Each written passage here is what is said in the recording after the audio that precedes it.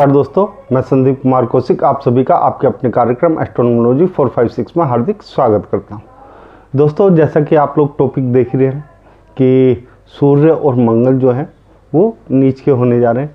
नीच के होने का अर्थ यह है कि जिस राशि में जाकर कोई भी ग्रह अपने सबसे कम फल कर देता है, यानी कि जो शुभ फल होते हैं उसमें कमी कर देता है, तो उसे नीच कह देते हैं। तो दोस्तों, ऐसे में दो ग्रह हैं, सूर्य और मंगल, जो मैं बता चुका हूँ। तो सूर्य जो है 17 अक्टूबर को, ठीक है ना, तुला राशि में नीच के हो गए हैं, और 20 अक्टूबर को जो है ना, ये जो आपके मंगल हैं वो कर्क में जाने पे नीच की स्थिति में आ जाएंगे। तो सूर्य की जो एक परिक्रमा होती है वो लगभग 30-31 दिन के आसपास होती है। तो इतने दिन सूर्य नीच के रहेंगे, और 6 दिसंबर 2024 तक जो है मंगल जो है वो नीच के रहेंगे।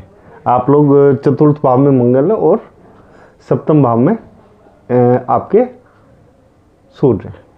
ऐसे में किस किस चीज़ों में दिक्कत आ सकती है, वैसे तो मैंने टॉपिक में लिख दिया है, ठीक है, लेकिन फिर भी मैं बता दूं आप लोगों को, कई चीज़ें हैं ऐसी जिसमें आप लोगों को दिक्कतों का सामना करना पड़ेगा। यहाँ पे एक कह लीजिए कोई बीमारी जो है, ठीक है ना, जो पूर्व में आई हुई हो हमारे देश पे आपदा बन के, तो इस प्रकार की कोई ना कोई बीमारी आ सकती है। बीमारियों से बात कर लें तो देखो दोस्तों, आँख, हड्डी, ठीक है ना, और पेट संबंधी, ठीक है, कफ, छाती, बुखार, इस टाइप की जो बीमारियां हैं वो अटैक कर सकती है इस दौरान थोड़ा सा आप लोगों को एक तरीके से संभलने की ज़रूरत है। गुरु कह रहा हूँ मैं दोस्तों, सूर्य और मंगल यानी कि राजा और सेनापति के अस्त होने का एक तात्पर्य ये भी है कि दोस्तों कोई बड़ा राजनीतिक उथल पुथल हो सकता है, हमारे देश में ही नहीं बाहर भी ये हो सकता है, यानी कि कुछ ना कुछ राजनीतिक जो उथल पुथल होती है ना वो बढ़ सकती है।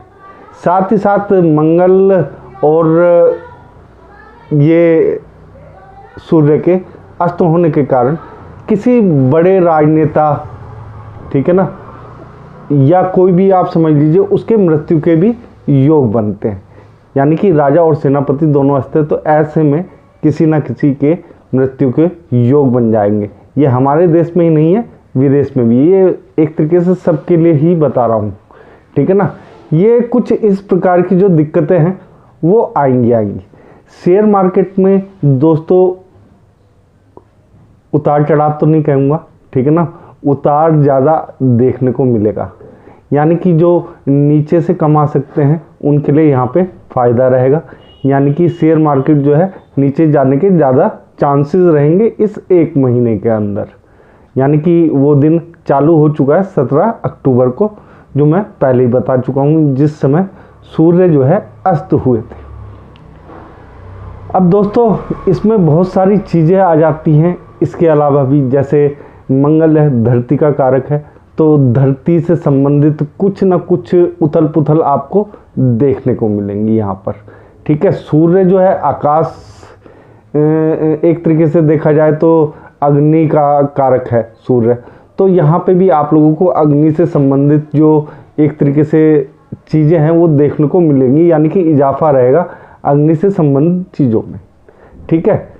जिनके अग्नि से संबंधित व्यवसाय हैं उन्हें यहाँ पे प्रॉफिट होता हुआ दिखाई देगा, ठीक है, और किसी को यहाँ पे खास लाभ नहीं रहेगा। दोस्तों यहाँ पे अगर हम बात करें दोस्तों, अगर एक तरीके से संपूर्ण व्यक्तित्व की, ठीक है ना, तो एक तरीके से आदमी जो है ना थोड़ा सा अपने आप को मतलब कि कमज़ोर जिसे समझते हैं ना, तो कमज़ोर समझने वाली यहाँ पे फीलिंग आएगी लोगों में।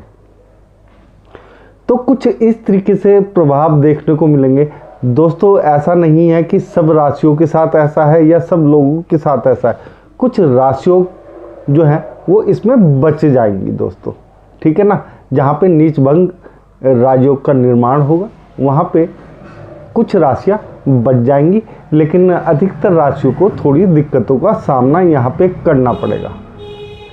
और दोस्तों यहाँ पे एक चीज़ और बता दूँ, अगर जैसे सूर्य और मंगल के जो मंत्र होते हैं उनका अगर आप लोग जाप करेंगे तो इस जो ये एक तरीके से आपदा आएगी, तो आपदा कह लीजिए, क्योंकि ऐसा होता तो बहुत बार है, लेकिन इस समय अगर आप लोग देखें तो बहुत कुछ ग्रह जो है कोई वक्री है, ठीक है ना, और शनि ने भी अभी अभी राहु के नक्षत्र में प्रवेश किया है, जैसा कि मैं आपको बता ही चुका हूँ। तो ऐसी बहुत सारी घटनाएं हैं जिसके कारण से आप लोगों को बहुत कुछ एक तरीके से देखने को मिलेगा, मतलब कि सही होता हुआ कम नज़र आएगा, लेकिन कुछ चीज़ों में आप लोगों को फ़ायदा भी होगा, जैसा मैं बता चुका हूँ। लेकिन इन चीज़ों से निकलने के भी उपाय हैं, जैसे कि मैंने मंत्र बताए हैं सूर्य और मंगल के। अगर आप लोग मंत्रों का जाप करते हैं तो यहाँ पे आप लोगों को फ़ायदा होता हुआ दिखाई देगा। साथ ही साथ लोग दोस्तों, अगर आप लोग यहाँ पढ़ना, ठीक है, अगर एक तरीके से देखा जाए गुड़ और गेहूं का दान करेंगे तो उससे भी आप लोगों को यहाँ पे फ़ायदा दिखाई देगा। दोस्तों ये प्रोग्राम बनाने का मकसद किसी को डराना नहीं है, ग्रहों की स्थिति समझाना है। यहाँ पे हमारी कोशिश ये है कि आप लोग इस चीज़ को हल्के में ना लें, ठीक है, क्योंकि इन दोनों के अस्त होने का मतलब बहुत बड़ा है दोस्तों। कहीं ना कहीं बहुत बड़ी उथल पुथल मचने को तैयार है पूरे विश्व में, कहीं ना कहीं बहुत तकड़ा होने वाला है कुछ, इसका मतलब ये है दोस्तों।